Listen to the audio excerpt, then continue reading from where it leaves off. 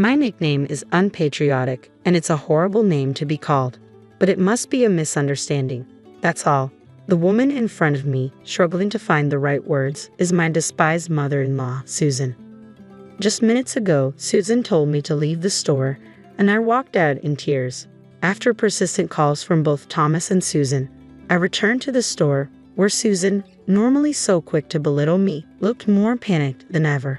She had just loudly told me to leave, calling me a stranger. What did she mean by that? I need an explanation. My name is Caroline, a 32-year-old office worker. I have been married to Thomas for 4 years, but we don't have any children yet.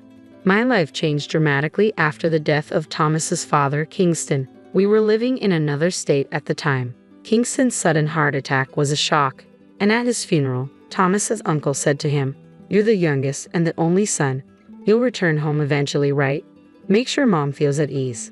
A few months after Kingston's death, Thomas announced that he had transferred to an office near home. He already made the decision and reported it to me afterward. I protested, "Why would you decide something so important without consulting me?" To which Thomas replied, "I thought you'd object." "Sorry, Caroline," Thomas said. "I know you don't get along with my mom. It's true, I dislike Susan, and she dislikes me even more. When we lived out of state, we only visited during long vacations due to work while Susan nagged, 'Why can't you come at least once a month? It's not like you live overseas. Nancy visits twice a week, you know.'" Nancy and Tracy, Thomas's older sisters, live close to their parents. Of course, Nancy can visit twice a week if she lives nearby. Thomas defended me, saying, "Don't compare us to Nancy. We have work and flying back every time is costly." Kingston tried to mediate, so our relationship with Susan was strained but manageable.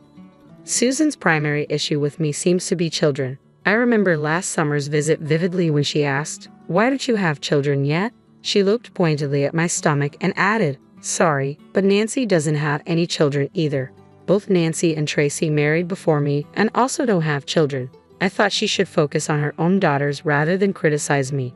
But Susan said, "Nancy's married off, but you're different. As a daughter-in-law, you're expected to provide a proper heir." Her outdated remarks always frustrated me. Moreover, she told me, with the low birth rate nowadays, it's better to have more children for society. You don't want to be unpatriotic, do you? Unpatriotic, I thought. Who even uses such a word? Susan's comments were strange and shocking. However, when I heard that Susan was ill, even Thomas seemed concerned, leading to our recent actions. Naturally, I was conflicted. Following Thomas meant quitting my job and, more importantly, dealing with increased interactions with Susan. I even considered asking Thomas to go alone.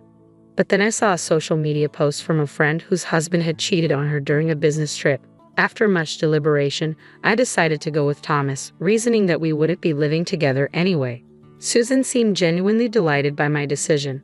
2 weeks later, Susan invited me for tea at her place. It was the first time I'd accepted such an unwelcome invitation, but I couldn't ignore it. When I arrived at the in-laws' house, Susan and Nancy greeted me.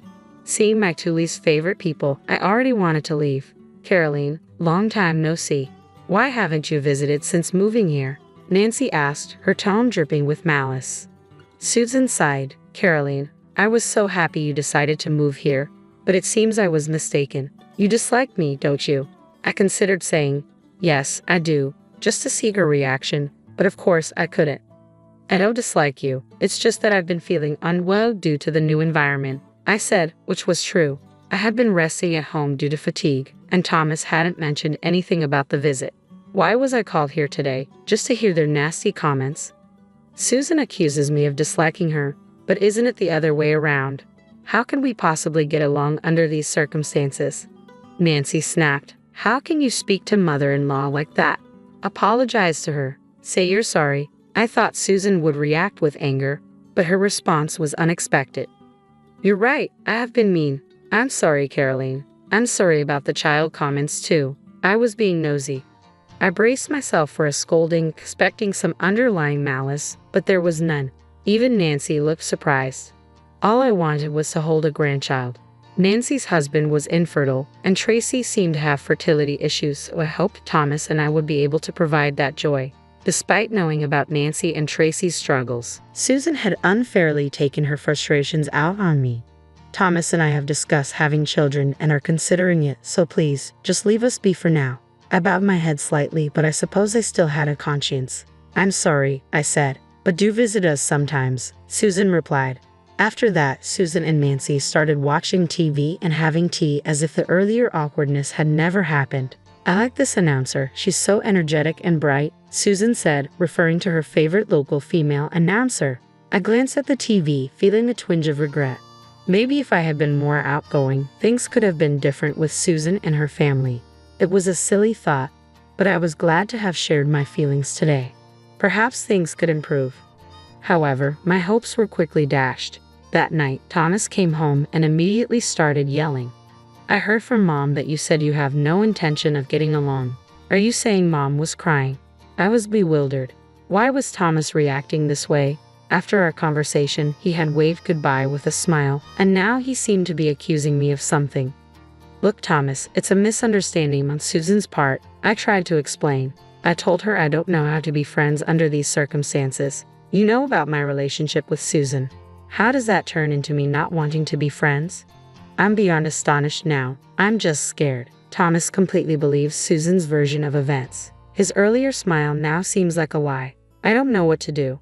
I tried to explain, but Thomas didn't seem convinced. Then I received a message from Nancy. You were a bit cheeky with Mom. After all the effort of moving here, didn't you come prepared? If you're following me here, then you should be a bit more patient. Thomas looked at me as if to say, she should be more patient. Yes, I moved here for Thomas, but it was because I care about him, not just to appease Susan and Nancy. I wanted to be with him, and that was my priority. I looked straight into Thomas's eyes and said, but it's clear that Susan and the others might never like me. Maybe you should consider marrying someone Susan approves of. The word divorce slipped out before I could stop it, and for the first time, Thomas looked genuinely panicked. Wait, hold on. How did we jump to divorce? I just want you to get along better with my family. He didn't understand that his family might never accept me, which baffled me. It seemed Thomas didn't want a divorce, as the next day, he came home late from work. I talked to Mom, he said. She said it was a misunderstanding and apologized. What a fuss. He also mentioned that it was almost Susan's birthday.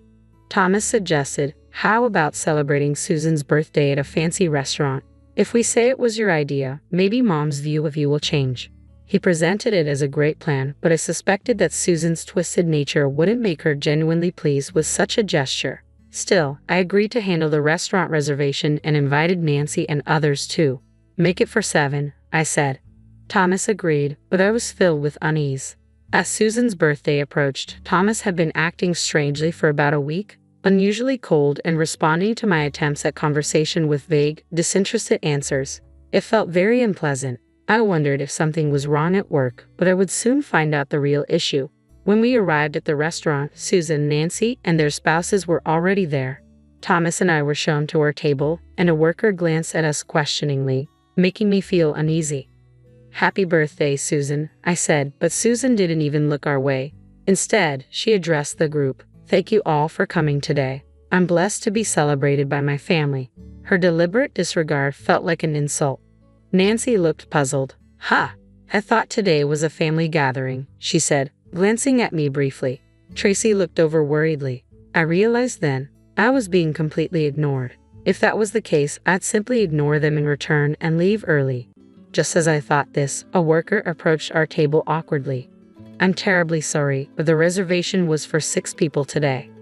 I distinctly reserved for 7, I said. Was there a mistake? No, it should be for 7, I insisted. That's what I told them over the phone. Oh yes, but about a week ago we received a call to change the number to 6 from a gentleman. The worker explained. I was confused and looked at Thomas in disbelief. Thomas said, yes, please service for 6. Everyone's here now. I was stunned. What? I exclaimed. Thomas turned to me, accusingly. I heard from Mom's side that you've been bad-mouthing our family a lot, saying I don't earn enough, and that I'm insensitive. You really had a lot to say, huh? It seemed that a week ago, when Thomas contacted Susan about the reservation, she filled his head with all sorts of lies. Foolish Thomas, without a doubt, believed her. Angry, he had called the restaurant, pretending to be me, and changed the reservation from 7 to 6. The restaurant, hearing the same last name, didn't question it. How could he be so easily deceived in such a short time? Was he really that gullible? With this realization, I felt that there was no point in me being there. Why was I even invited? When I confronted Thomas, demanding that he apologize to everyone present and reflect on his actions, Thomas did the unexpected. He insisted that I apologize to my namaz and then go home alone to think things over. Naturally, I refused. I couldn't admit to or apologize for things I didn't say, and I didn't need a husband who believed his mother's side over his own wife. Frustration brought tears to my eyes. Why had I even followed him? Seeing my distress, Thomas began to panic, but it was too late. Susan watched us with a smug smile, clearly pleased that her plan had worked. "Thomas, it's fine," I said coldly. "Next time, marry a younger, more docile daughter-in-law. You might have children then, and you'd be happier with that." Susan's words were sharp and Thomas looked lost, burying his head in his hands. Susan turned to me, saying, "Caroline, why don't you go back to your parents' house? A daughter-in-law is ultimately an outsider. I can't see you as family. You're not charming at all. So please leave quickly." Her triumphant tone stung. "I'd leave even without you telling me. I'd like to see someone who can get along with someone as twisted as you," I retorted and walked out of the restaurant. Thomas's head remained buried in his hands. Tears of frustration welled up again as I hurried away. Just as I was about to exit, I heard someone calling my name. It was Tracy and her husband. "Caroline, wait," Tracy said, clearly upset. I couldn't stand it anymore. "Mom and Nancy haven't changed at all. I knew the gossip about you was false. When I said I was cutting ties, they just told me to do whatever I wanted. I'm sorry about Thomas. He's always been a puppet for Mom and Nancy." Tracy's voice was laced with genuine concern. "My husband's job is finally settling, and we're moving soon. We've decided not to have kids, and about Nancy's side." Just then, my mobile phone rang. The caller ID showed Susan's name, and I thought, what now? As I was about to answer Susan's call, Thomas's name flashed on my phone. "What now?" I muttered. Tracy and her husband exchanged glances. "If you want, Caroline, you might want to go back to the restaurant. You might see something interesting," Tracy suggested before they left, looking satisfied. The phone kept ringing. When I finally answered, Thomas's voice was filled with panic. "Ah, Caroline, I'm sorry. I didn't realize it was a lie." The commotion in the background was chaotic. "It's too late to start over now. I'll send the divorce papers later," Thomas said quickly before hanging up. I tried to end the call, but he pleaded, "Wait, can't you come back? Please, it's a lifetime request." Thomas's childish plea almost made me laugh, but my curiosity about Tracy's cryptic words got the better of me. I decided to return to the restaurant. When I arrived, a crowd had gathered around Thomas's table. Speaking into a microphone was Susan's favorite female announcer. The scene was chaotic. "No, that's not it. We were just... It's a misunderstanding," Susan stammered, clearly struggling for the right words. Thomas and Nancy looked awkward and uneasy. The announcer, holding the microphone, directed the question to Susan. "You loudly said in the restaurant that Caroline is an outsider and should leave. What did you mean by that? Please explain in detail." Tracy's husband, along with the others who had been offended, had left the scene. The whole situation seemed bizarre. I began to understand. This was turning into a spectacle on TV. As I stood there, dumbfounded, I realized I had forgotten to confirm the reservation details. A worker noticed my confusion and approached. The scene earlier had indeed been quite chaotic. It turned out there was a TV recording scheduled at the restaurant that day. Although the dining area was semi-private, conversations were easily overheard. "Sorry, can I have a moment for an interview?" the worker asked. Not long after I left, the famous announcer appeared with a bright smile. Susan was clearly thrilled. "I'm a big fan. An interview?" "Absolutely," she said enthusiastically. The interview's topic was daughter-in-law and mother-in-law issues. The announcer mentioned, "We heard about the heated argument earlier." The daughter-in-law left in tears. What happened? Caught off guard by this unexpected question, Susan and Nancy's faces turned pale. They were clearly unable to discuss the embarrassing truth that they had lied to drive away their son's wife. Thomas spotted me and pleaded, "Caroline, please, I can't let this shame be known." It was all my misunderstanding. He looked utterly pathetic, but I had no affection left for him. I turned my attention to Susan, who smiled and said, Oh, we usually call each other Carrie. Ah, Carrie, come over here. I approached silently as she beckoned. The microphone was pointed at me. You say you call each other Carrie, but how does the daughter-in-law see her mother-in-law? The announcer asked. I've never been called that, I replied. I've been called unpatriotic several times for not having children, though that's due to Thomas and me not feeling ready or confident enough to raise children. We haven't even tried for over 2 years. That's what I was always told was grounds for divorce. I recounted how Thomas had initially supported me when I first got sick and had to take leave from work. I liked his kindness and followed him here, hoping a change of environment might help. But this was the result. I had no more tears left, no more attachment to Thomas. Seeing Susan and Nancy looking embarrassed and pitiful brought me a small measure of satisfaction. I wondered if this would be broadcast nationwide. As I prepared for the broadcast and anticipated celebrating Susan's birthday, I couldn't help but reflect on what a day it had been. Seeing Susan's distress expression, I couldn't help but smile. Well, since the daughter-in-law is considered an outsider, I guess I should leave. Goodbye, I said, savoring the moment as I exited the restaurant. Despite the shouts behind me, I walked away with a sense of satisfaction. In the end, Susan and her family managed to block the broadcast, so the footage never aired. However, the incident had gained enough attention to become the talk of the town, quickly spreading among relatives and acquaintances. After that day, I returned to my room, packed up, and went back to my parents' house. I sent the divorce papers to Thomas, but they weren't promptly returned. Considering it might be time to involve a lawyer, I was surprised when Thomas showed up at my parents' house. My father, Stephen, handled the situation with a firm demeanor. Thomas offered a heartfelt apology, saying he planned to cut ties with his family and would only believe in me from now on. But his words held little weight now. Stephen, usually a gentle man, was visibly injured. Why didn't you realize this sooner? What have you done to Carolyn all these years? Just sign the divorce papers and leave, he said sternly. Thomas, with a face full of regret, handed over the divorce papers, written in shaky handwriting. Despite the difficulty in reading them, the papers were processed successfully. It turned out that Nancy was the real cause of their infertility, though she had blamed her husband. Now close to divorce, she no longer had time to visit her in-laws. Thomas returned to his family home, living with Susan in a small town where they likely faced uncomfortable rumors for a while. For me, this was all in the past. After the divorce, I reconnected with a classmate from my hometown, and we married happily. We were soon blessed with a child, and now have a 2-year-old daughter, and am expecting our second. My new mother-in-law is like an angel, so kind and supportive. Life is unpredictable, but right now, I'm living a happy and fulfilling life. People like you, with no job and a limited education, are not welcome in this household. With those words, my mother-in-law poured scalding water on me. It's hot, please stop. I involuntarily screamed, shocked by her bizarre behavior. Pouring boiling water on anyone is inexcusable. Fortunately, I suffered no burns, but it could have been a disaster. I couldn't believe my mother-in-law would resort to such extremes. Moreover, it wasn't me but my husband who was unemployed. A growing anger towards my mother-in-law's attitude surged within me. Enough is enough. If she's gone this far, I'll do as she wishes. Understood. If you insist, I have no choice. I'll leave this house, I declared. Finally, you're leaving. That makes things easier for me.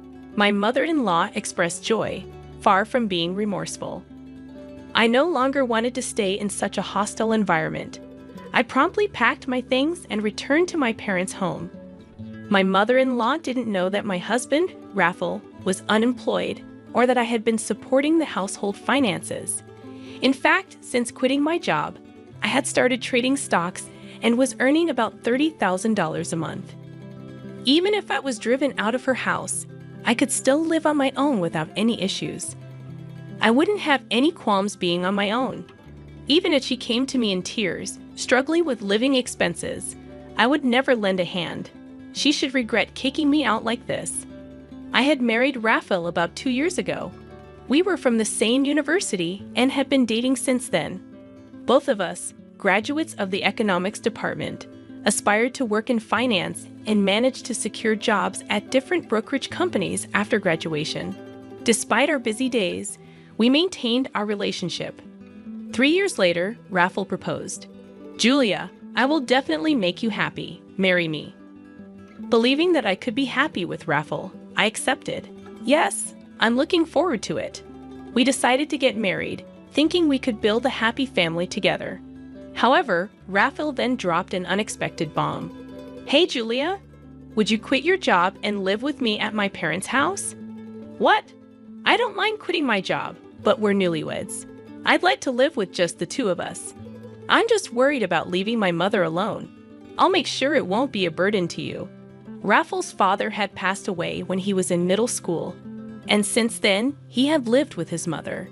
Being an only child, Raffle was concerned about her.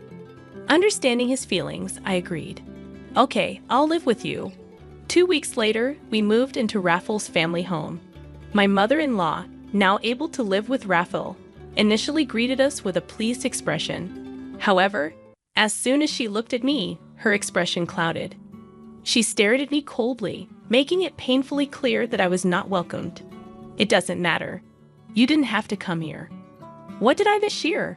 I thought I heard my mother-in-law muttering something under her breath, but I couldn't make it out clearly. I smiled and brushed it off. At this point, I began to feel a bit anxious about living with her. However, the day passed without any particular issues. The next morning, I woke up to the sound of my mother-in-law yelling at me. Are you still sleeping? Hurry up and prepare breakfast. When I looked at the clock by my bed, it was still before dawn, around 4:00 a.m., and it was still dark outside. I was surprised that she would demand breakfast so early. Why so early? Don't just laze around because you're not working. My mother-in-law scolded me, still groggy from sleep. I thought it was way too early in the morning, but I couldn't argue back and started preparing breakfast. Even while preparing breakfast, my mother-in-law kept berating me. Hurry up! Why does it take you so long? You're so slow. After 30 minutes, breakfast was finally ready. I'm sorry for making you wait. You finally finished. Can't you make it faster? My mother-in-law complained again. I wanted to retort that it was physically impossible to do it any faster, but I just smiled and shrugged it off. What is this? This soup is too salty. What is it? I don't think it's that salty. What are you saying? There's something wrong with my taste? Are you trying to kill me quickly by feeding me such salty meals? I never thought or intended such a thing. What is she talking about? And why is she so harsh on me? Curious, I mustered the courage to ask my mother-in-law. Why are you so harsh on me? What are you talking about? I don't think I'm being harsh. Or are you trying to make me the bad guy? No, that's not what I mean. I was overwhelmed by my mother-in-law's pressure and couldn't talk back. Finish eating. Start cleaning. After that, there's laundry to do, so there's no time to rest. Since then, every day, I was continually harassed by my mother-in-law, wearing me down both mentally and physically. While I was cleaning, she would say things like, "You missed the dust in the corner." When I was doing laundry, she'd complain, "There's still a stain." A month after starting to live with her, I felt like I was going to break. So I talked to Raphael about it. It's about your mother. She's been saying mean things to me every day, and it's hard. Could you please tell her not to say such things? But Raphael showed no reaction. I was momentarily irritated by Raphael's lack of response. But then I noticed something strange about him. He was pale, as if he had something important to say. What's wrong? Did something happen? When I asked, Raphael hesitantly began to speak. Actually, I've been fired from the company. What is this? Some kind of joke? I was speechless, unable to comprehend. There was a downsizing at the company, and I got laid off, according to Raphael. Due to recent economic downturns, the company's profits had plummeted, leading to unavoidable large-scale layoffs. So you'll be unemployed from tomorrow. Well, I can work for 1 more month after receiving the notice of dismissal. But after that, fortunately, I had been using my knowledge from my time at the securities company to trade stocks. Although I struggled at first, I was now earning about $30,000 a month, so we weren't struggling financially. I was comforting Raphael, and had forgotten about all the harassment from my mother-in-law. From the next day onwards, I endured my mother-in-law's harsh treatments as Raphael lost his job. Feeling the need to be strong and support him, I continued to endure the situation.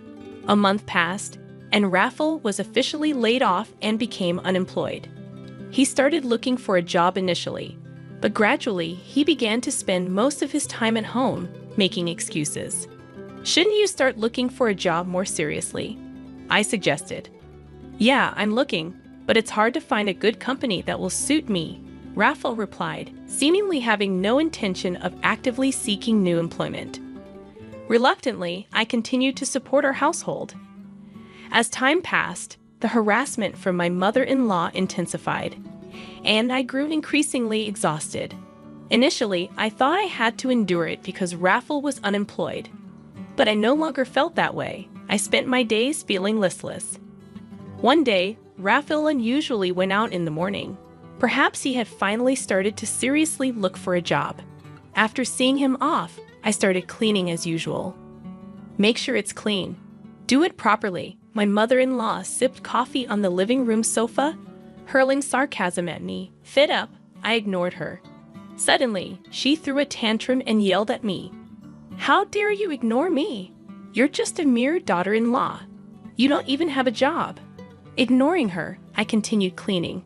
She grew angrier and confronted me. "Still ignoring me? Unemployed and uneducated people like you should leave this house."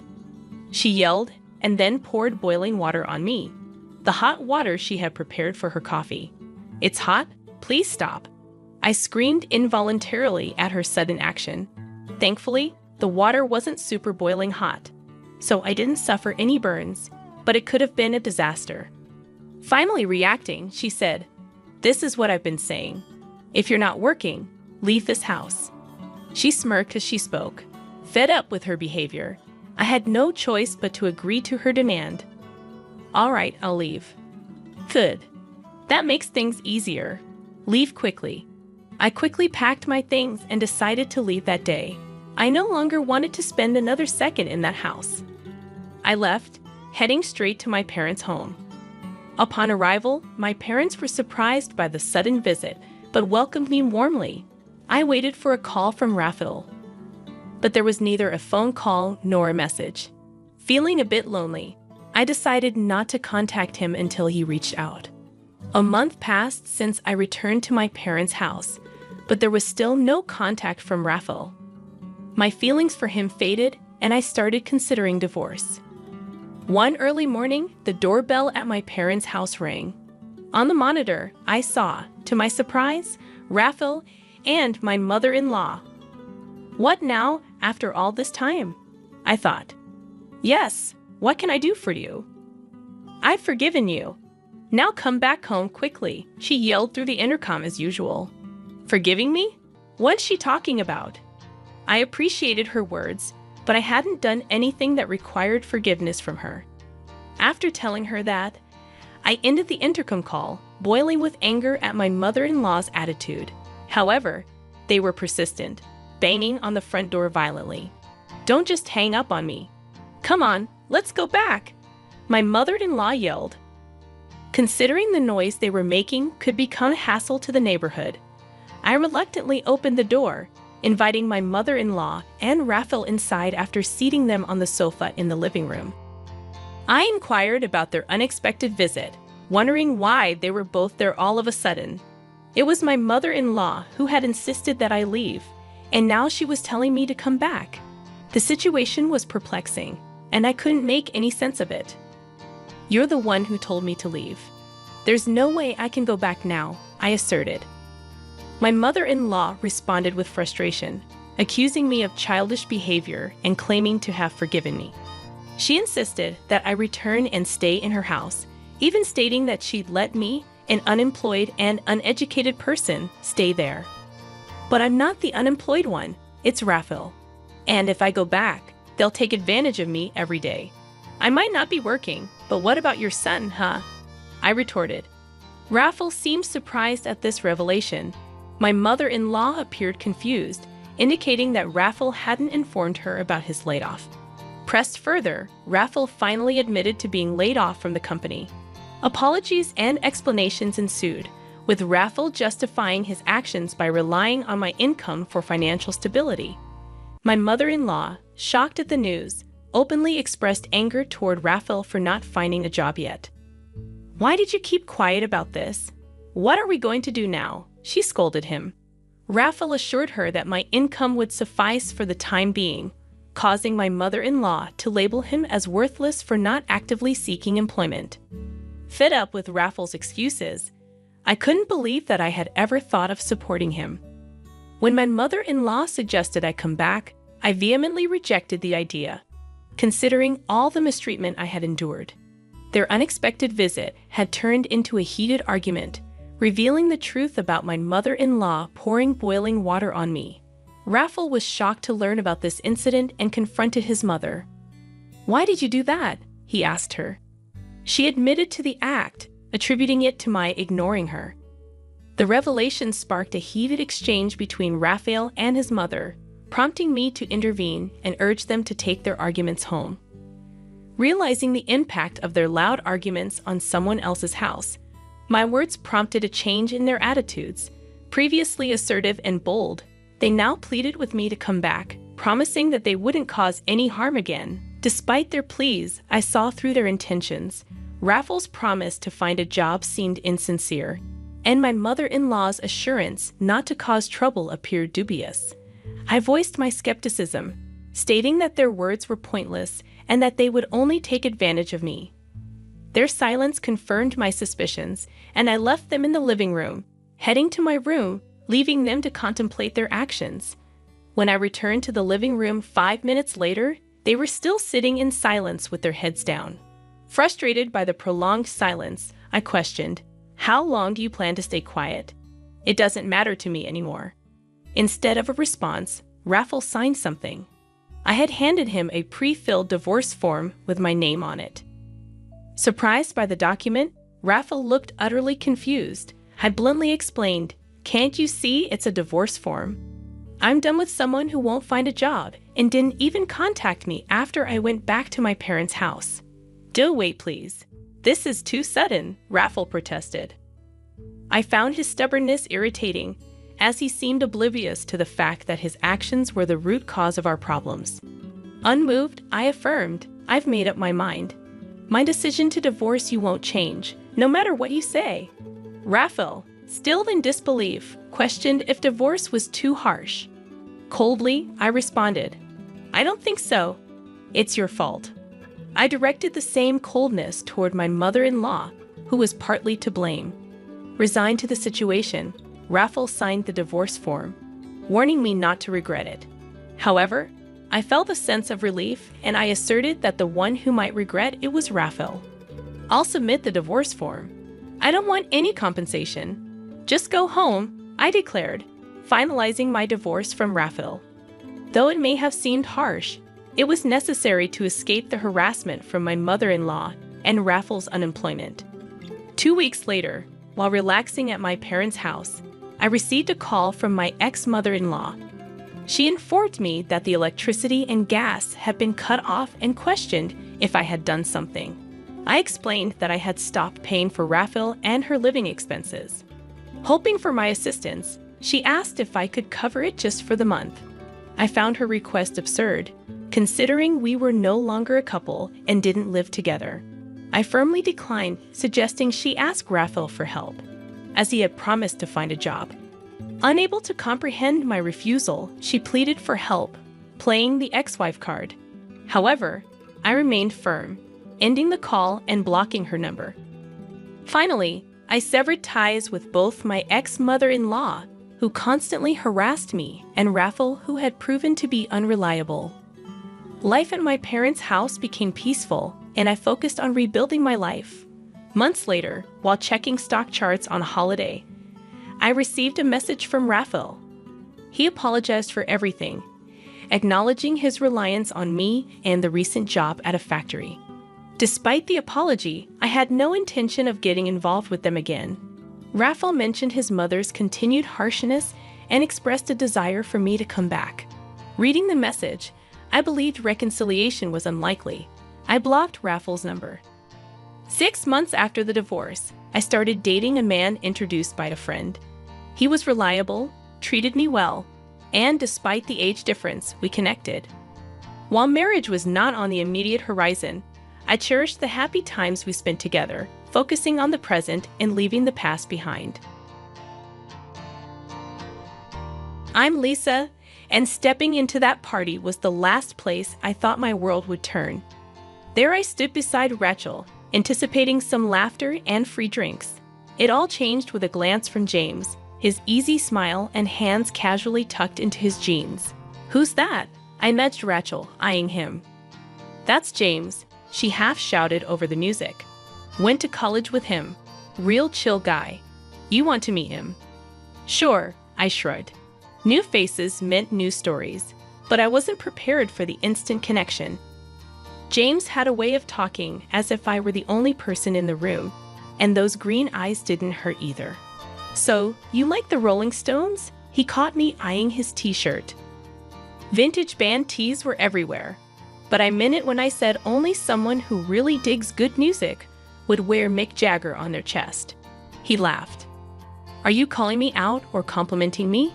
"Guess you'll never know," I teased back. By the end of the night, we were inseparable, discussing everything from our love for old-school rock to names for our future pets. James got my number and didn't wait 3 days to call. The next morning, we were deep in the what of tomorrow, talking about rings and forever. But forever comes with its own baggage. Meeting the parents was on the horizon, and the icy reception at the dinner table was unexpected. Margaret, James's mom, broke the so-called ice with a sharp question about my job at the hospital. It wasn't polite interest, but a harder appraisal. "Yeah, the county hospital up north," I replied confidently. "How much do they pay for that?" Her eyes were sharp, her tone sharper. James shot me a look, but I decided to be upfront. "Well, James does more than get by," she said, interrupting. "So, about this marriage." It was a punch to the gut. I didn't care about money, but the financial discussion had begun. His dad chimed in, and the tone for our commitment was set, tough, not all sunshine and romance. But it was real, and real was something I could work with. Our wedding was simple, fitting in a matchbox. No fanfare, just him, me, and a couple of signatures. In the beginning, we were a team, tackling life from our small joint command center, his old house. We set up a system, half on everything, shared chores, and even cooking together. There was comfort in the routine, in knowing what to expect when we got home. But reality is a tough customer. 4 months down the line, the teamwork was taking hits. Excuses rolled in, bad days stringing together like a lousy pearl necklace.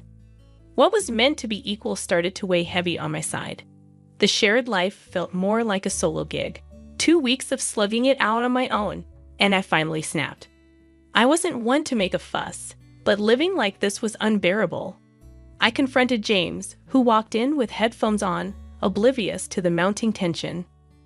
"James," I blurted out, unable to hide the annoyance in my tone. "What happened to sharing the load?" He looked at me, genuinely confused or exceptionally skilled at acting. "What are you on about, Lisa?" he asked, pulling off his headphones. "I spent nearly an hour scraping your dried-up yogurt off the coffee table this morning. It's like living with a toddler," I complained. He just shrugged, a nonchalant gesture as if he didn't have a care in the world. "Chill out, will you? It's just a bit of a mess." "A bit of mess?" I called it quits. I stopped picking up his dirty socks, stopped doing his laundry. It was petty, but I was at my breaking point.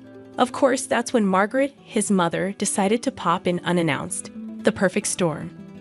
"Look at this place," she said, her nose crinkling as if she'd found a rotten egg. I tried to keep cool, offered her tea, but she was on the warpath. "James, this is no way for a man to live," she said sternly, eyes fixed on me. "I didn't raise you to be living in a pigsty." I took a deep breath, trying to keep my voice steady. "Margaret, it's a 2-person job, and I've been doing it solo." "I'm not his maid. You're his wife," I retorted. "A wife keeps a clean home?" She snapped back, missing the irony that I too had a full-time job. I felt my face flush with anger. And what does a husband do, Margaret? I snapped back. He's the breadwinner, she hollered back, missing the irony again that I too contributed financially. Margaret stormed out, slamming the door, leaving me and James in the rubble of our domestic battlefield. James, knocked down a notch at work, came home that day, dumped his keys like they were made of lead. "They're cutting back," he said, the words hanging heavy. I'm off the management track. Just like that, he decided he wouldn't help with the bills anymore. Suddenly, it was all on me. I banged pots and pans like they owed me money. "Why are you making such a racket?" he asked, picking at his beer label. "Someone's got to pay for those beers," I snapped, "and keep this place looking half decent." The ensuing conversation was like a round in the ring. "You expect me to chip in after a day like today?" he shot back. "Yeah, James," I said, not backing down. "Because I had a cakewalk of a day, right?" He had no comeback for that. Just took another swig. "We had a deal. We share this, remember?"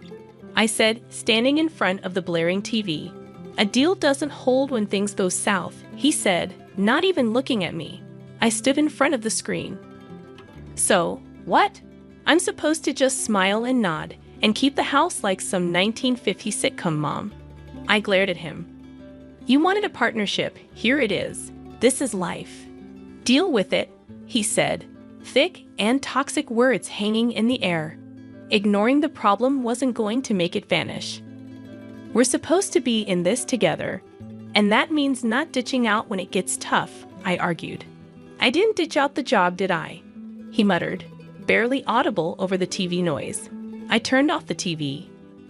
"We'll see how long we last, if this is how it's going to be," I said, and silence filled the room, as thick as the dirt I've been cleaning all day. He looked away.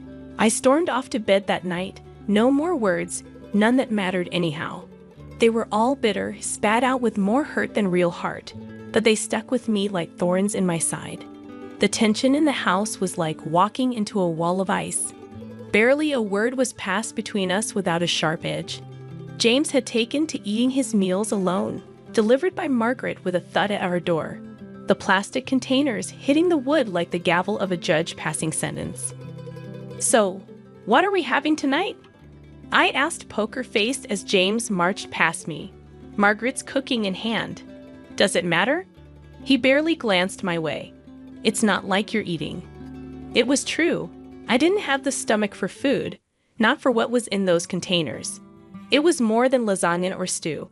It was a heavy dose of rejection served up by Margaret, seeping into every room of the house. Then Granny B called, cheerful and active. I could almost smell her lavender perfume through the phone. A visit from Granny could turn a place upside down. And that's what I sorely needed, a gust of fresh air. "I'm packing my bags, baby girl," she chuckled. But I heard the steel underneath, a resilience that had gotten her through tougher times than this. "I need to see your life." I broached the subject over dinner, a silent affair with the clinking of cutlery replacing conversation. "Granny B wants to visit," I said, dropping the bomb without preamble. James paused mid-bite, his eyes hardening. "Here, stay with us," I nodded, gripping my fork like a lifeline. He shook his head, speaking with his mouth full, forgetting manners existed. "No chance. Margaret wouldn't like it. Since when do we schedule our life around your mother?" The boldness of my words surprised even me. Margaret's voice sliced through from the doorway. "Since it's our house, girl, you just live here." The unfairness choked me like a noose. "Your son and I are supposed to be building a life together, Margaret." She snorted. "A life? You called us a life. Look at you two. I bring in food because someone needs to take care of my boy." James stood up, his chair scraping back like a scream. "And that's how it's going to be. No visits, no changes. It's settled." I looked between them, the mother and son, feeling the outsider tag slapping against my chest. "It's settled because you say so. What about what I want, what I need?" "You need to understand that things are the way they are." James shot back, red flushing his cheeks. "My house, my rules. The ache spread from my heart to my fingertips, but I squared my shoulders. It's also my home, James, or at least it's supposed to be. He had no answer, just the hard line of his jaw, telling me the conversation was over. But nothing was settled. Granny B would come, somehow. I'd make sure of it. For the first time, I wanted the battleground. If they wouldn't budge, neither would I. There was fight in me yet, and the freeze in the house would need my fire to thaw it, whether they liked it or not. For the third month in a row, James did not contribute his share to our family budget. I was carrying everything, the house, the groceries, and even his damn beer. We had a fight, the last straw. James and I stood facing each other, our words sharp enough to slice through steel. The room felt smaller as the tension grew, air thick with resentment saved up from months of silent battles and unspoken words. "I don't want you as my wife," James said, his voice dripping with finality, signaling the end of everything. It didn't come out as a shout. That might have been better. A shout I could have responded to with fury. Instead, it was a low hiss, a deflating tire's last breath, leaving behind silence that echoed louder than any scream. "I don't want to be where I'm not wanted," I countered with as much steadiness as I could muster, despite the tremor within. He didn't stop me as I started to pack my bags. Each piece of clothing folded felt like a piece of the life we'd built being tucked away, rendered insignificant. I headed to the door, my suitcase a loyal companion trailing behind me. James was still standing in the center of the chaos, the eye of the storm that had hit us over and over until we'd broken into scattered pieces beyond collection. He didn't move, didn't try to stop me. The door closed with a click, much too gentle for the ending it represented. Outside, Granny B was in her old dependable car that smelled of leather and peppermint. Leaning over to open the passenger door, I heaved my suitcase into the back and slid in beside her without a word. "All set, dear?" Granny asked, her eyes soft but her voice strong, a rock in a swirling sea. "Yeah, I'm set," I mumbled, buckling the seatbelt over the hollow feeling in my chest. Granny B didn't start the car right away. "Heck of a fool," she said flatly, adding an expletive that would have made a sailor blush. I choked out a strange chuckle. "Well, it's true." She finally turned the key in the ignition, the engine rumbling to life reassuringly. "You're worth 10 of him, 15 even." She backed out, and we started towards the new apartment. I didn't reply. Instead, I leaned my head against the cool glass of the window, watching the landscape blur the same way my thoughts were a jumble of memories and pain. Granny B didn't push with questions or platitudes. She just drove, every now and then muttering something under her breath that sounded suspiciously like curses aimed at James. The cozy rented apartment was in a normal neighborhood, a place where you could blend in and lick your wounds in peace. As Granny hauled my bag out of the car with surprising strength, I unlocked the door to the unknown. "Well," Granny said, clapping her hands together, "time to rebuild, kiddo. You've got a life to claim, and that sorry excuse for a man to forget." I nodded, feeling the very first flutter of something like hope in my chest. Breaking points, I realized, weren't just about endings. They were about beginnings too. Messy, painful, but real. First starts didn't erase the past, but they gave you a canvas to create something new, and maybe, just maybe, that was exactly what I needed. Granny B was sitting on my threadbare couch, her hands clasped over her knee, bouncing with what seemed like contained energy. Who knew that beneath that floral dress and the wrinkles was a woman with the heart of a Wall Street hustler? "So, you're telling me all the dough I sent you for your meds and stuff, you've been playing the market with it?" I stared at her in disbelief. Granny B chuckled and winked. "Honey, you think I'd let your hard-earned cash rot under a mattress? No way. I've been growing it bit by bit." It felt unreal. I crunched the divorce papers in my hand, knowing that what Granny B had just told me was going to flip the script in a major way. James and Margaret, the perfect couple from next door, agreed to meet us one last time, probably thinking they could offer me some friendly advice on starting over. Margaret opened the door with all fake smiles. "Well, if it isn't the soon-to-be single lady, come in." We were just talking about you. James sat at the dining table, smirking without a care in the world. Good of you to come by. We need to talk about the neighborhood now that you'll probably be moving somewhere more, affordable. I clenched my jaw, but remembered Granny's news. I needed this, actually, James. I won't be going anywhere, Granny B piped up. She's got a juicy bit of news. Tell him, hun. I enjoyed the suspense, stretching their faces tight. Turns out, I got a little nest egg waiting for me. Granny's been smart with the money. James laughed harsh and loud. What, did you win the lottery or something, Granny B? Granny grinned, sharp as a tack. Better. I turned her spare change into a cool 2 million. The smiles fell off James and Margaret's faces like overripe fruit. 2 million. Margaret's voice came out strangled. Yep, and I don't plan to spend it on this neighborhood. My words felt heavy as I watched their painted-on warmth crumble. Granny slapped a hand on her thigh, triumphant. Ain't that something? Just when you think life's kicked you, it decides to kiss you instead. James started babbling something about how half of this money belongs to him. I burst out laughing, reminding him of the prenuptial agreement I had signed. At this moment, his mother would probably like to go back 6 months to destroy this paper. James and Margaret sat in silence, looking at us with puppy dog eyes. I couldn't help but relish the irony. We didn't linger much longer. There was nothing left to say. As we walked out, Granny B draped an arm around my shoulders. So what's first on the millionaire to-do list? She asked, squeezing me tight. First, I'm getting an ice cream, a big one with all the fixings. I said, the future suddenly bright and wide open. Granny let out a hearty laugh, the sound mingling with the promise of an unseen fortune, now seen and closer than ever. The phone rang again. I was pretty sure it was James trying his luck once more, but this time it went straight to voicemail. I had stuff to sort out and no desire to entertain that mess. I heaved a sigh, looking around my cramped apartment cluttered with memories, too many of them pinned to James and a shadow that loomed like a bad smell.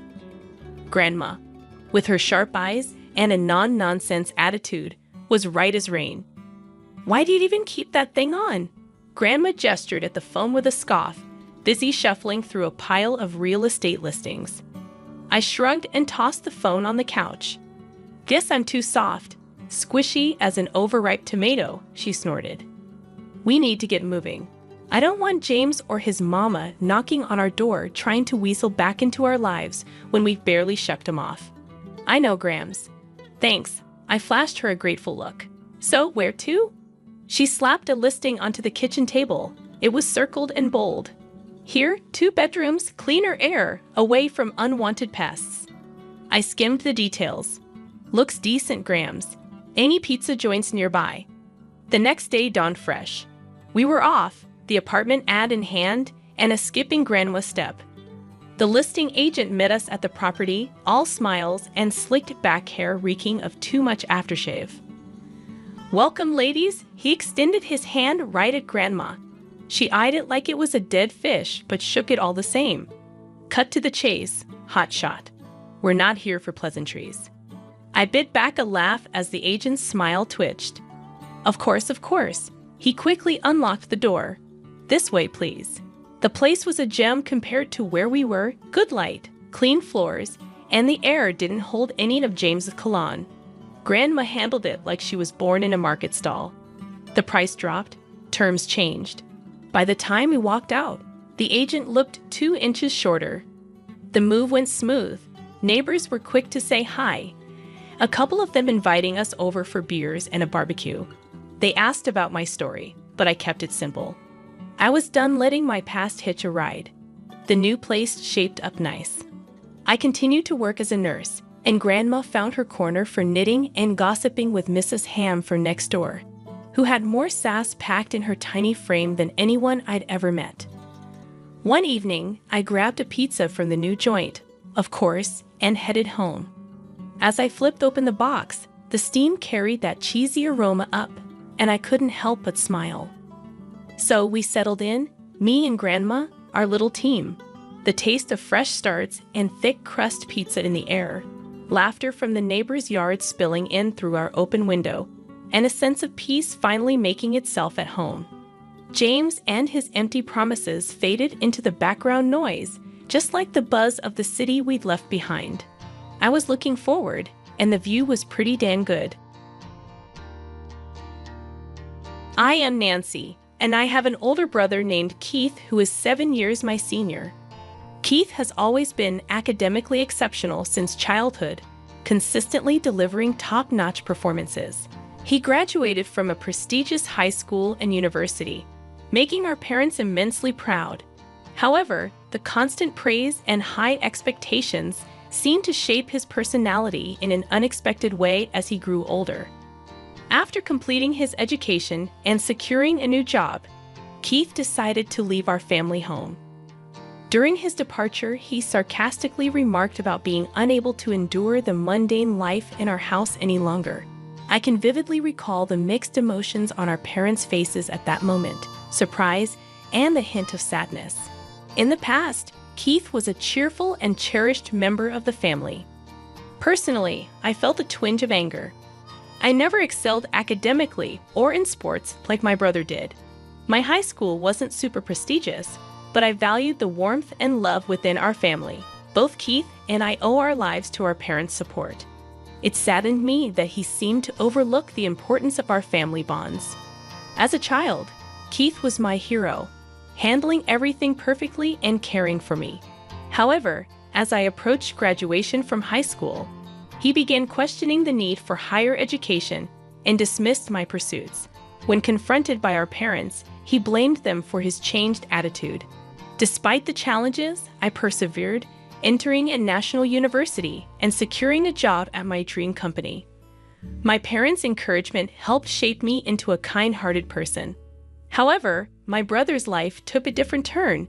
He was already married, and neither my parents nor I had met his wife. One day during work hours, I received an unexpected call from my mother. Worried about the unusual call, I stepped outside to answer discreetly. My mother's voice, softer than usual, revealed that my father had suddenly fallen ill. Distressed by the news, I immediately informed my supervisor, rushed to the hospital, and hoped for the best. Entering the waiting room, I was met with my mother in tears, desperately seeking comfort. Anxious, I asked, "What happened, Mom?" I anxiously sat beside my mother, struggling to comprehend how my father, who seemed perfectly fine that morning, had suddenly ended up in this condition. My words tumbled out one after another as I asked the question that refused to settle in my mind. After a brief pause, my mother quietly uttered, "Your father has been diagnosed with cancer." Time seemed to freeze as the weight of her words sank in. The surprise and anxiety within me spilled out in my voice. My mother took a deep breath and, with a tone heavy with sadness, continued, "It's stage 4. The cancer has spread to the bile duct, and they said it's hard to remove it all." Her tears flowed uncontrollably, and I struggled to find words as I listened to this devastating news. Seeking a glimmer of hope, I inquired about the next steps in treatment. My mother nodded somberly, and after a short pause, the attending physician arrived to explain the detailed condition and treatment options. The grim reality hit us as we learned that the illness had progressed more than expected, with confirmed metastasis to other parts. The doctor conveyed the significant risks of surgery and the uncertainty of success. My mother and I, holding hands, tried to come to terms with this harsh reality. The doctor's matter-of-fact words emphasized the gravity of the situation. We were faced with crucial choices, continuing with chemotherapy or opting for support in a palliative care ward. The heavy silence in the waiting room was broken only by the ticking of the clock's second hand. As tears quietly streamed down my mother's face, I pondered how to approach the situation. Despite the challenging circumstances, necessary discussions needed to take place. Realizing the importance of including my brother Keith, I suggested contacting him immediately to make a decision together. With a forced smile, my mother admitted that she had already informed Keith, but he hadn't responded. Recalling my brother's nature and past events, I had a premonition of his potential reaction.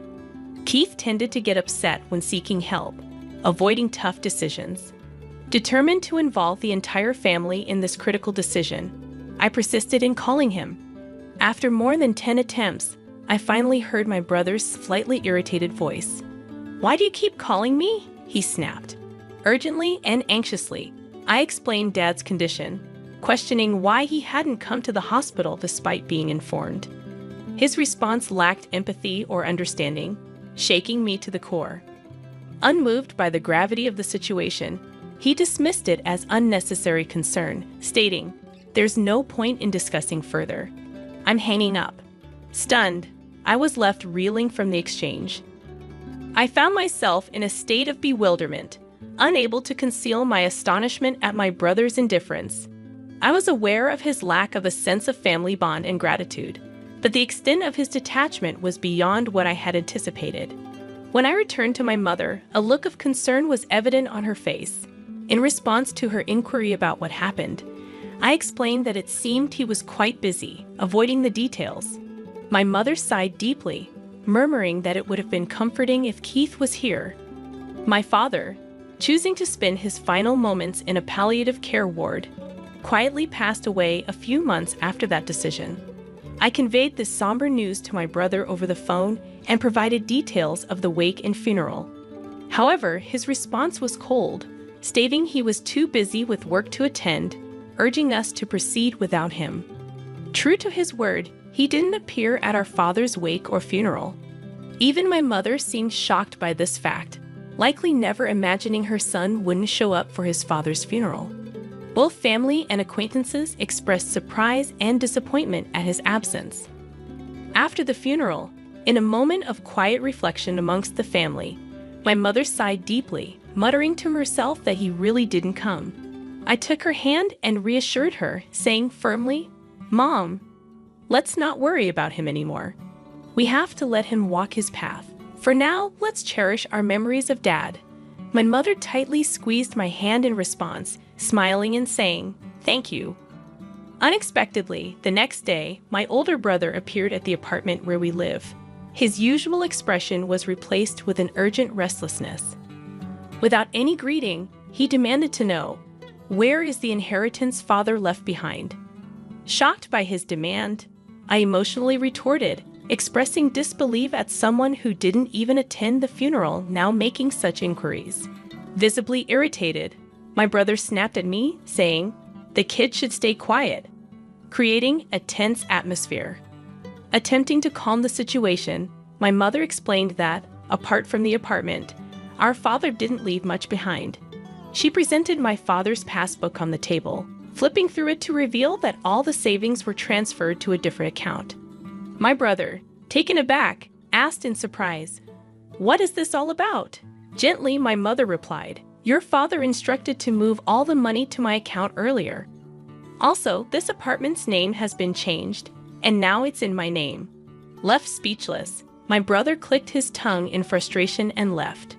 Watching his departing figure, we were once again filled with admiration and gratitude for our father's foresight and his plan to protect the family.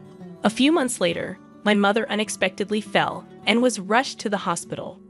The family was filled with shock and concern upon learning that she had pneumonia in a more advanced stage than initially thought. Despite feeling relieved when she was diagnosed with a minor cold at a small clinic, detailed examinations at a major hospital revealed a much more severe condition with only about 3 months to live. Hearing this news left me at a loss for words. I found it hard to believe, especially considering how healthy she appeared. Tragically, just a few days after the 3-month mark, my mother quietly passed away. The absence left behind an indescribable stillness and sorrow. Filled with guilt and grief, I questioned why I hadn't noticed sooner or taken her to a larger hospital immediately. Even after learning about my mother's pain, my brother showed no signs of coming to our house. My aunt, my mother's sister, and I handled the arrangements for the wake and the funeral. Understandably, it was a significant shock for my aunt that my brother didn't appear at our mother's last rites, just as he hadn't for our father's.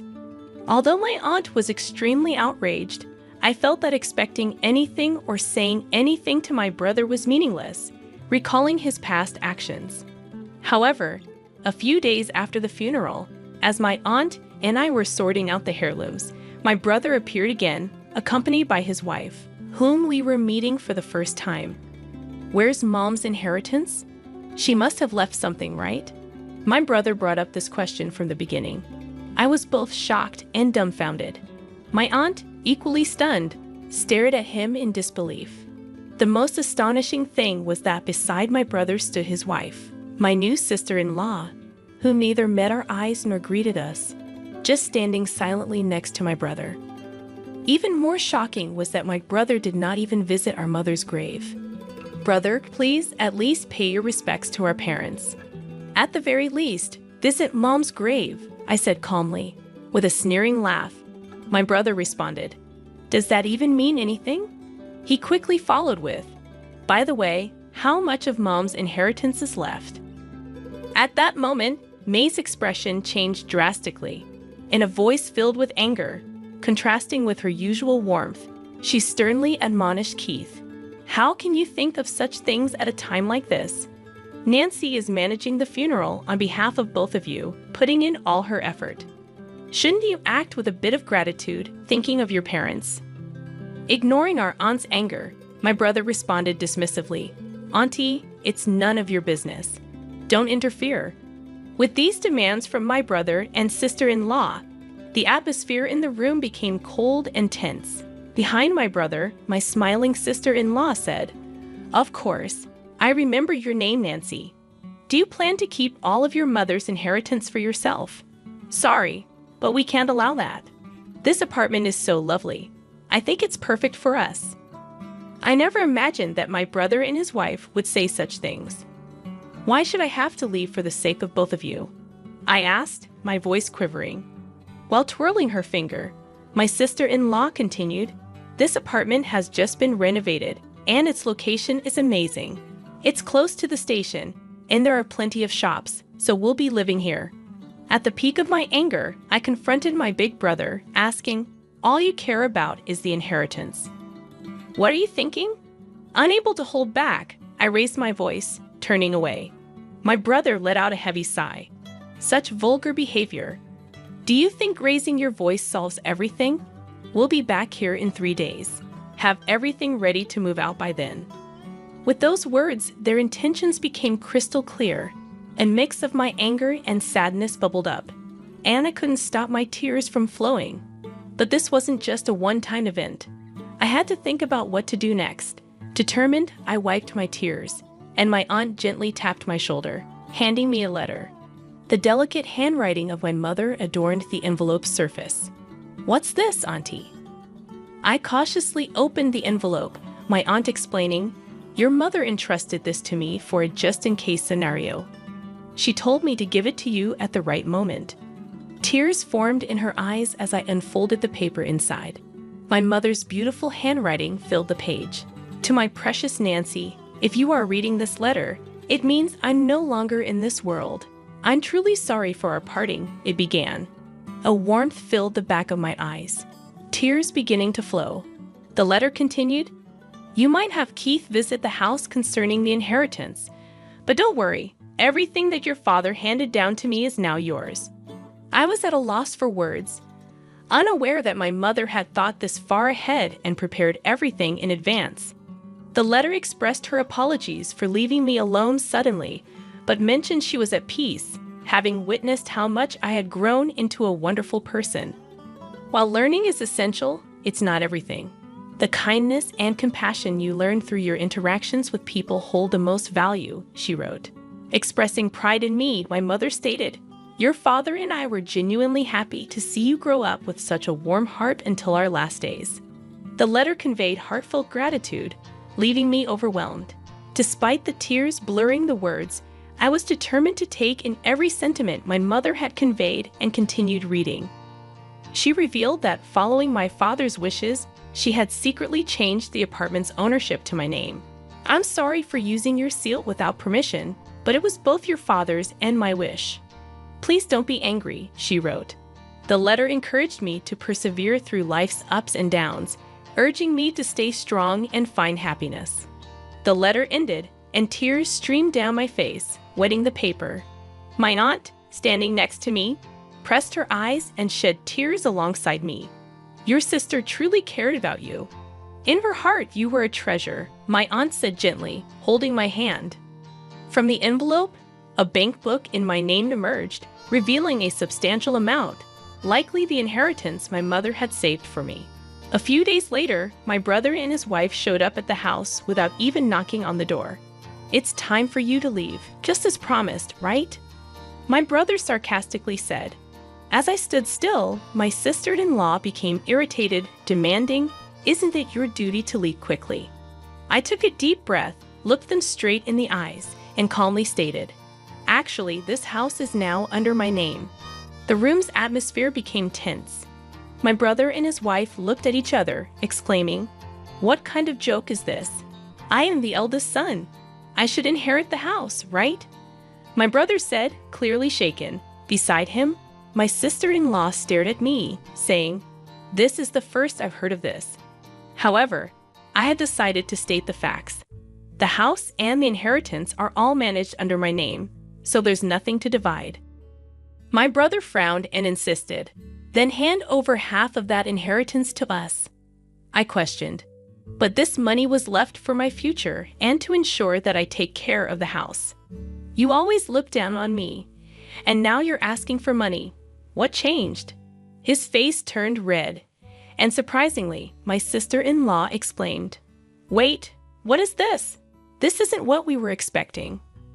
From what I gathered, my brother recently faced significant trouble at his job and was subsequently fired. Not only that, but he and his wife were moving from one-day job to another, seemingly in a tight spot financially. With my revelation, their expectations were shattered, and they began bickering, placing blame on one another. Calmly, I said, "This is my house now. If you make any unnecessary fuss, I'll call the police." Trembling with anger, they reluctantly accepted my words and left. Since then, I've had no contact with them. I deliberately deleted all their contact details and began a new life in this apartment, my treasure filled with memories of my father and mother. Now I have a loving partner by my side, and we plan to build a new family in this apartment.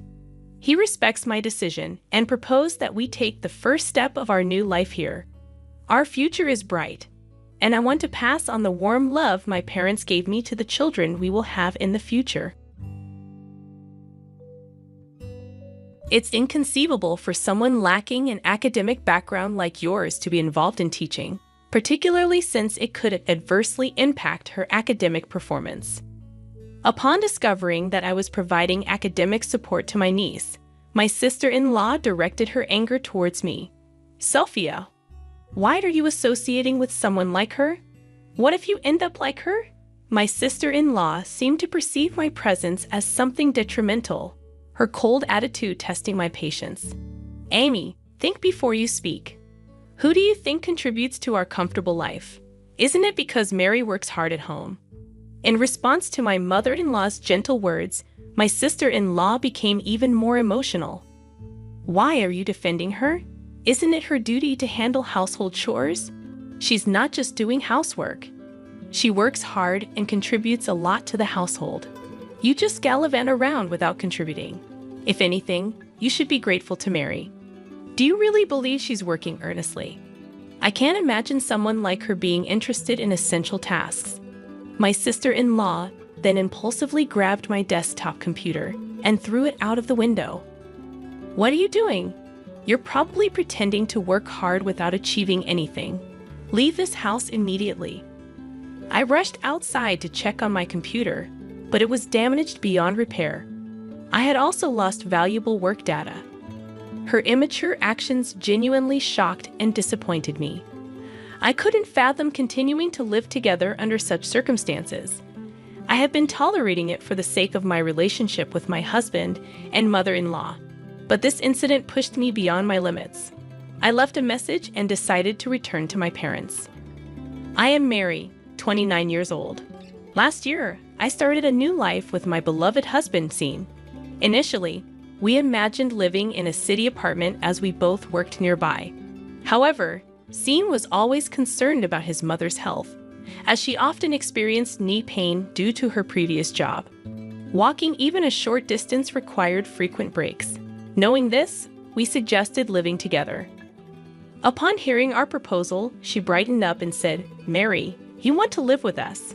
I'm so happy." She's a genuinely kind-hearted person and warmly welcomed me. However, my sister-in-law, Amy, was fixated on academic backgrounds. During our first family meal, my educational background came up, and her demeanor changed. "Mary, you didn't go to college, right? Why would Sean choose someone like you?" She spoke to me in a somewhat harsh manner. "Sis, that's not a nice thing to say. Mary graduated from a national university, and Sean and I graduated from a famous private university. Couldn't you find someone smarter and more charming? What's the merit of marrying someone with a lower education?" My mother-in-law reprimanded Amy, saying, "Stop it, Mary." I'm sorry for the rude things she said, but I was already left speechless. I grew up with my hardworking mother after losing my father at a young age. Unable to afford college, I started working. In such circumstances, I was fortunate to work at a tax accountant office, and another opportunity came my way. My boss encouraged me, saying, "Why don't you try getting a certified public accountant qualification, Mary? I believe you can do it." Encouraged by his support, I embarked on a new challenge, hoping to secure better job opportunities, increase my income, and better support my mother. My husband understood my aspirations and conveyed my efforts to my sister-in-law. However, she remained cold and indifferent. Despite my genuine intentions, my sister-in-law's words cut deep when she uttered, "If Mary becomes pregnant, I hope the child won't take after her and will be intelligent." These words struck me unexpectedly, making me question if my feelings stemmed from having only a high school diploma. Perplexed, I chose not to escalate the situation, refraining from further discussion. Subsequently, my sister-in-law would frequently mock me over trivial matters, commenting on my cooking speed or reminiscing about her university days during casual conversations, seemingly to taunt me. What bothered me more was that she imparted similar comments to her daughter, Sophia. Sophia, being a kind-hearted child, obediently listened to her mother's words. My sister-in-law had high expectations for Sophia, now preparing for her junior high school entrance exam at S Academy Junior High. Although my sister-in-law took a part-time role there without a teaching license, she did it to avoid additional responsibilities. In front of me, she would deliberately tell Sophia, "Let's work hard together for the future." Frustrated, I bit my lip, lacking the courage to confront my sister-in-law and not wanting to drag my husband and mother-in-law into any trouble. Despite our infrequent meetings, I told myself that enduring her behavior would be okay. However, an unexpected development awaited us one day. My sister-in-law suddenly arrived at our house, holding Sophia's hand, and casually announced, "Mom, I got divorced. We'll be staying here for a while. Please take care of us." Both my mother-in-law and I were shocked by this sudden news, questioning why it happened so abruptly. My sister-in-law responded with a sigh, stating, "That man was so annoying till the end. He incessantly complained about the smallest things and never listened to me, yet he decided to divorce just because of that." Before my mother-in-law could continue, she stopped herself. "It's not just that," my sister-in-law replied with a bitter smile. When I asked for alimony during the divorce, he only agreed to pay $600. After being together for so long, I was shocked by the amount. So, I thought it would be better to come back home where I don't have to worry about living expenses. Plus, I wanted to spend more time with you, Mom. She showed a slight smile and held her mother's hand. "I can live peacefully in this house." She then laid back on the sofa, scrolling through her smartphone, with packed bags and boxes scattered around the room. My mother-in-law and I were lost for words, watching this chaotic scene. A look of surprise and confusion was evident on my mother-in-law's face, and I shared those feelings as well. After a while, my sister-in-law handed me some of her clothes, asking, "Mary, can you wash these for me later?" I suggested that they should be sent to the dry cleaners, but she replied, self-centered, "You could do that much for me, right?" From then on, not only did her requests increase, but her troublesome behavior also intensified. One day, I discovered an oil-based pen stain on the laundry, which was clearly her doing. Upon seeing me sigh at the stain, she remarked smugly, "Oh, did I make a little mistake?" Then she added, "People with low education can't even do housework properly, can they? I wonder if there's any value in living for someone as useless as you." Her actions were causing my stress levels to peak. I reached my breaking point and finally decided to discuss it with my husband. I work all day and still have to deal with housework when I get home. It's a real burden when she purposely makes things difficult. "I understand it's hard for me to see you going through this," my husband replied, listening to me quietly. He promised we'd find a solution together. That night, he confronted my sister-in-law about her behavior. My husband's warm words and actions always gave me a sense of security. However, from the next day, the harassment from my sister-in-law escalated even further. "You think he protects you, don't you? But to others, you just seem overly dependent. Relying only on a man doesn't make you strong. I don't have any intention of being dependent, depending on someone, being protected by them. To others, you might seem like a coward. Can't you stand on your own?" Holding back my emotions became harder with each of my sister-in-law's words. Despite facing many hardships in life and taking pride in overcoming them, I couldn't stand being hurt by her words. Seeing my distress, my husband seemed wary from the constant confrontations with his sister and began avoiding her.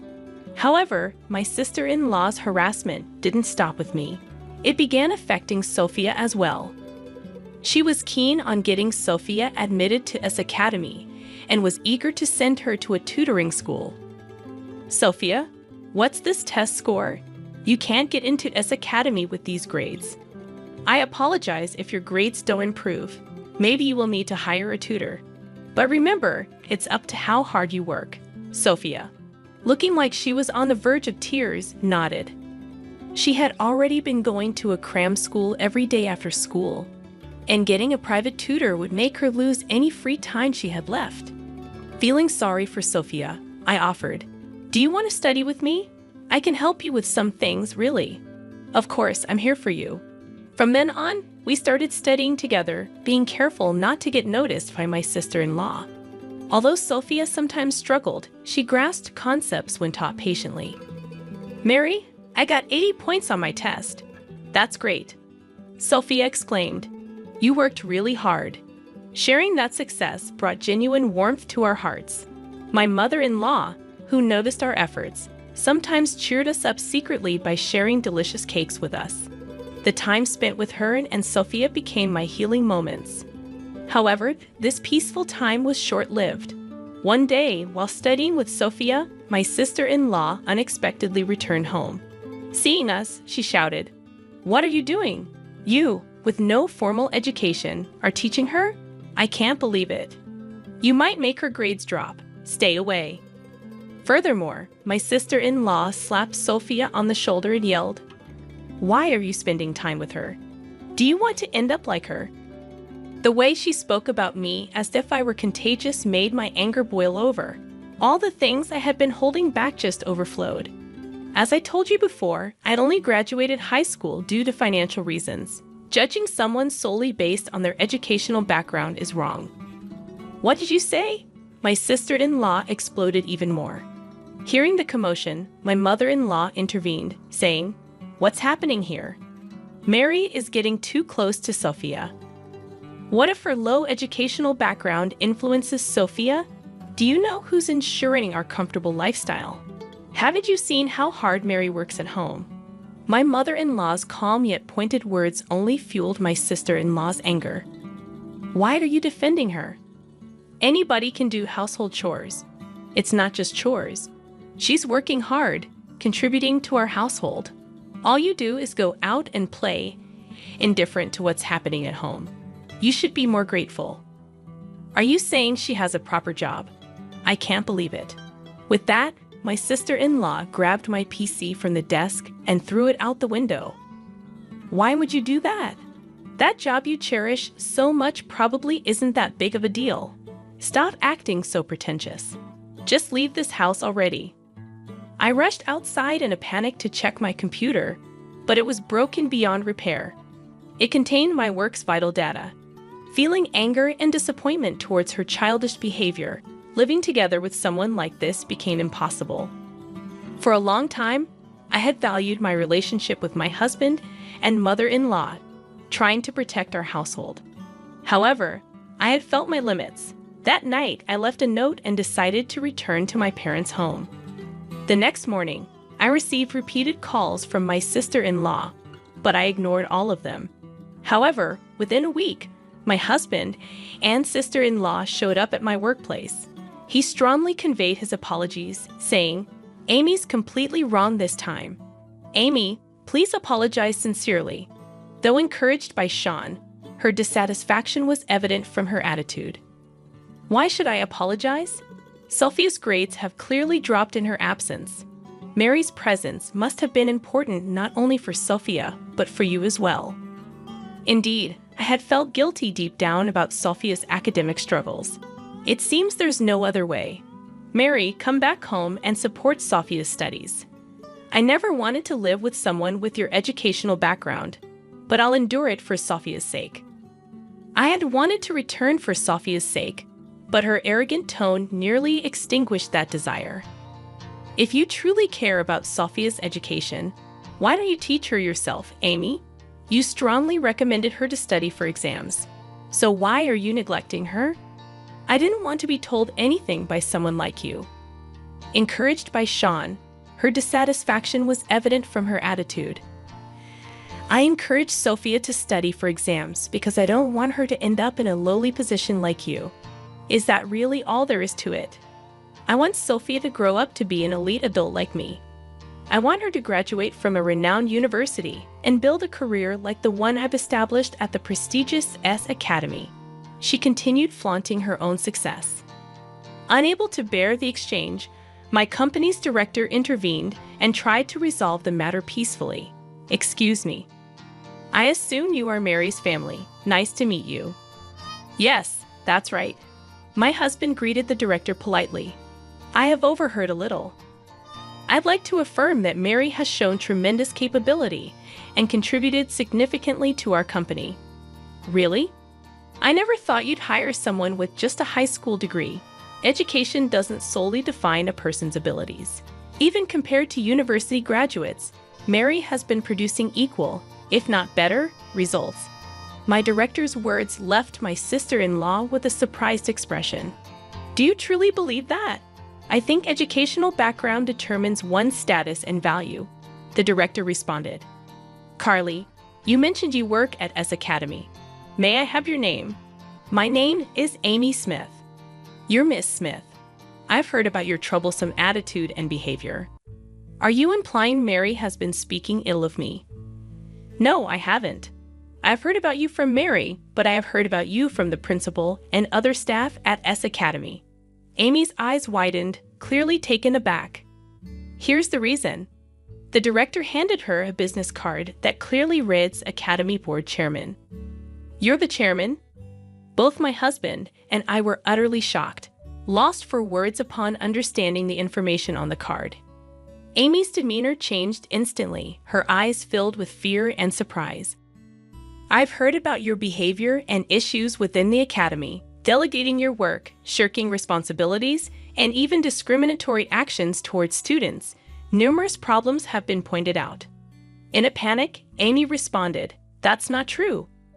Of course, I was considering a direct response. Upon hearing this, my sister-in-law started to panic. I can't lose my current job. I just got divorced and did stuff to support my daughter and myself. She begged desperately, with a serious look on her face. The principal replied calmly but with deep understanding. Our school's policies and philosophies are clear. We cannot tolerate work behavior like yours. My sister-in-law was devastated and burst into tears on the spot. The next day, an official notice from S Academy confirmed that she had to leave the school. Unable to hide her shock, she returned home in confusion. Afterwards, she locked herself in her room, and occasional voices of anger and dissatisfaction could be heard. This situation started affecting the family dynamics. Her stress was often directed at Sophia, and the tension in the household grew day by day. How can you not even solve this simple problem for a sixth grader? This is unacceptable. You will not rest or sleep until you finish this textbook tonight, so make sure to get it right. Sophia had been studying under this strict guidance day after day, and her fatigue was evident on her face. I was worried she might follow Amy's path. Stop pushing Sophia like this. Think about what you're doing, my mother-in-law interjected, unable to bear the situation. Mom, shut up. I don't want to hear anything you say. Taking the situation seriously, my mother-in-law finally told Amy to leave the house. Amy, you can't stay here any longer. Leave now. Why should I be the one to leave? You're the one pushing Sophia to the brink and harming her mental health. If you care about her as your own daughter, leave this house now. I can't believe you're trying to take my daughter away from me. My mother-in-law asked the distressed Sophia, Sophia, what do you want? Do you want to stay in this house or go somewhere else with your mother? Sophia's answer was clear. I want to stay in this house. I'm scared to be with Mom. Shocked by these words, Amy lowered her head and cried. But my mother-in-law's resolve was firm, and she escorted her daughter out of the house. Reflect sincerely on your actions. What you did can never be tolerated. With that, my mother-in-law closed the door. Afterwards, my sister-in-law ended up losing her job and home. She tried various jobs, but due to her personality, she struggled, and her difficult life continued. With her gone, I returned to my mother-in-law's home and regained our peaceful daily life.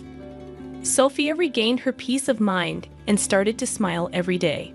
When we learned that she wanted to continue her studies, we, as a couple, decided to support her. A year later, Sophia successfully passed the entrance exam to S Academy, as her hard work finally bore fruit. We felt genuine relief and joy. Now Sophia continues to work hard towards her dream of becoming a teacher, and we hope to continue supporting the path she has chosen.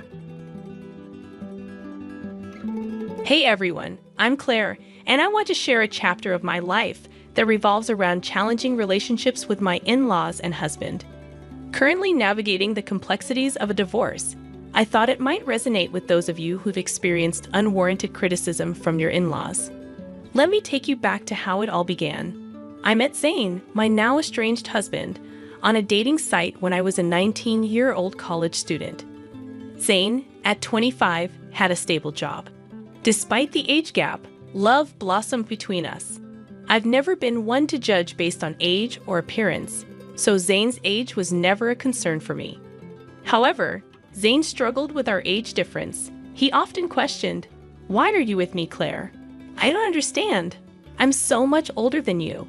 You could find someone your own age who's better suited for you." Yes, I could, but I don't want to. I fell in love with you, and age doesn't matter to me. Zane, burdened by insecurities, persisted. There must be other reasons, Claire. It's not natural for someone like you to love someone like me. I wish you'd tell me the truth. I am telling you the truth. I don't want to date boys my age. I love you, and that's all that matters to me. Despite my assurances, Zane struggled to believe me, revealing deep-seated self-esteem issues that may have contributed to his single status. Determined to prove the authenticity of my feelings, I embarked on a journey to demonstrate the depth of my love for him. Throughout our entire relationship, I refrained from letting Zane spend money on me. While I wasn't a broke college student, I wasn't rolling in wealth either. Despite my financial constraints, I made sure to buy him gifts and cover my own expenses each time. I held a modest job, so I wasn't destitute. Zane seemed to appreciate these gestures. Regrettably, Zane's low self-esteem persisted, and he continued to doubt the authenticity of my love.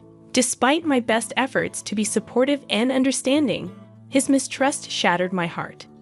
It wasn't until the first 2 years had passed that I discovered the root of Zane's self-esteem issues. Meeting his parents, Michael and Molly, shed light on his struggles. Michael, Zane's father, had experienced a stroke of luck, winning the lottery and dramatically improving their lives. They purchased an extravagant house and secured their future with the remaining funds. However, Michael and Molly carried an air of superiority. During our initial encounter, Michael boasted, "Not everyone can make it big like me. I was a hard-working man, and look where it got me." Do you know how uncommon it is to win a huge lottery? The chances are very low, but I did it on the first try. They took pride in their decision-making skills, insinuating that Zane, despite completing college, would never match their financial success. Molly hinted that Zane's previous partners were gold diggers, leaving as soon as their financial situation improved. The couple openly questioned Zane's ability to make sound choices. This attitude infuriated me.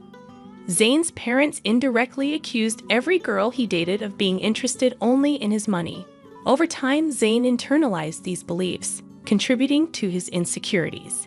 The insinuation that I, too, was a gold digger became a humiliating part of the narrative. Fed up with the unjust assumptions, I decided to defend both Zane and myself. I declared, "I'm sorry, but I have to disagree with you. Zane has worked hard to establish himself in his career, and with time, he will achieve even greater success." Michael rebutted, "Well, that doesn't change the fact that women only want him for money. The money we have is ours, but Zane does co-own the house. Ultimately, it will be his when we pass. Let me tell you, every time they see our $200,000 house, I swear these girls see dollar signs in their eyes. I can't vouch for Zane's past relationships, but I'm certainly not in this for the money. I love your son, and that's the reason we're together. I have no interest in your house. Don't worry, Claire.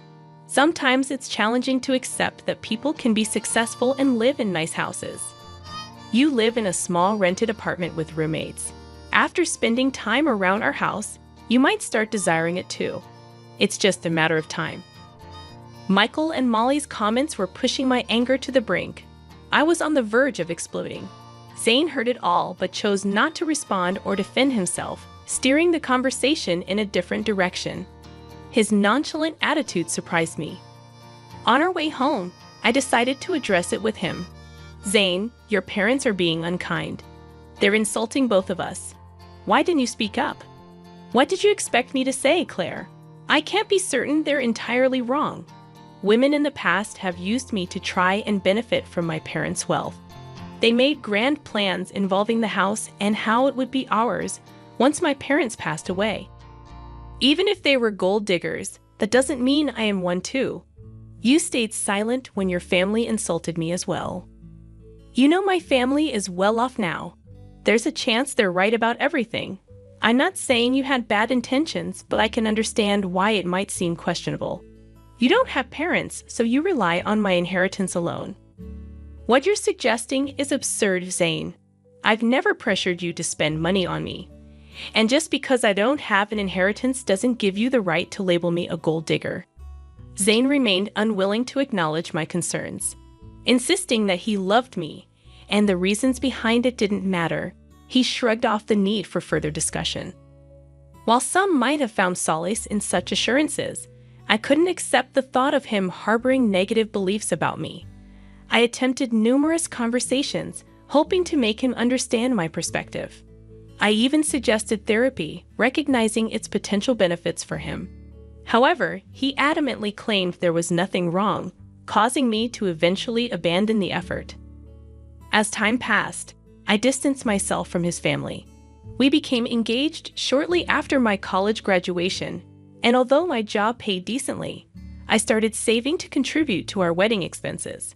We split the costs evenly and got married when I was 22. However, the subsequent 3 years turned into a tumultuous period of my life.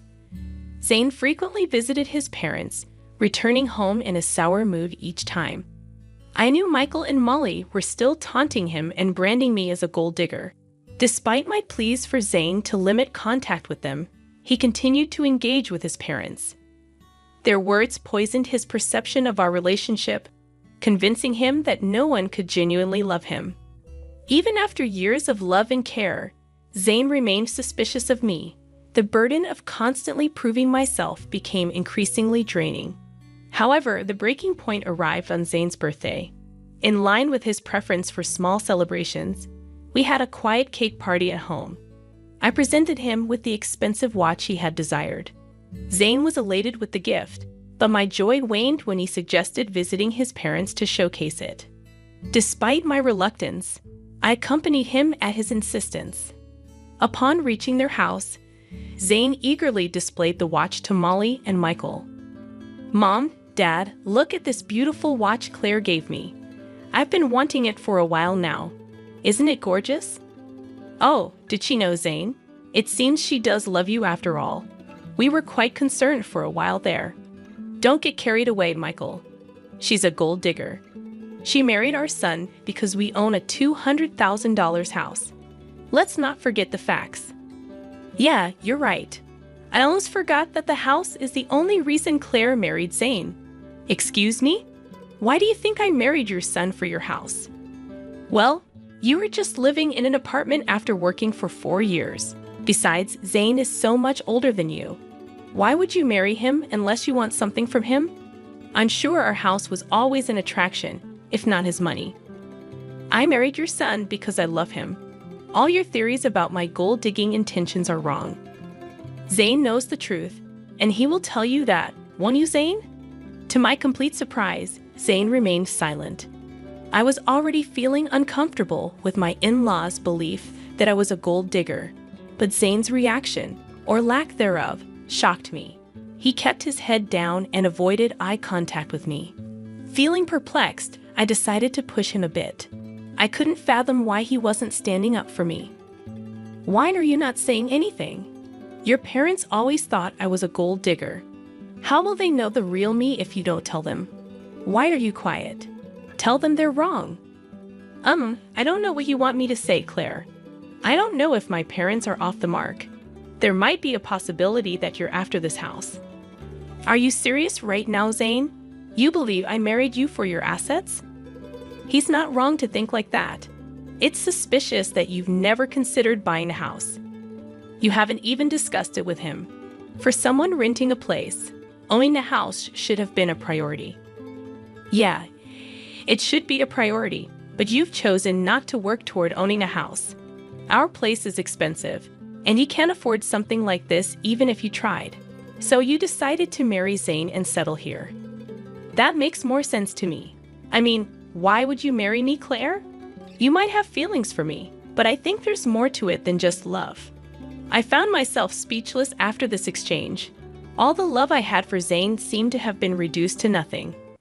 At the end of the day, my in-laws and even my husband viewed me as a gold digger. While my in-laws' reaction bothered me, it was Zayn's response that devastated me. In that moment, I made a decision. I wanted a divorce. I didn't immediately disclose my decision to them. I waited for the right time. So when Zayn and I returned to our place, I contacted a lawyer and initiated the divorce process. The lawyer assured me that the papers would be ready within a week. In the meantime, I opted to stay in a separate room. Zayn assumed I was just letting off steam and had no idea of what was coming. When the divorce papers finally arrived at my parents' house, I packed my bags and left. When Zayn called me in a panic, I instructed him to come to an address and bring my in-laws along. Despite his confusion, he agreed. Upon their arrival, I was waiting on the porch. They looked taken aback by the house. I said, "You must be wondering why I brought you here. It's a beautiful house, isn't it? No one can compare their house to this. It costs around $2 million in today's market. Pretty expensive, but worth the money. There's also furniture with an added value of millions. What is this place, Claire? I don't know why you have access to such a house. Why don't you guys come in so that we can talk? I can't tell you everything on my porch." "What do you mean by your porch?" I brushed off their astonishment and walked inside. They trailed behind, even more impressed by the opulence within. The owners of the house had spared no expense.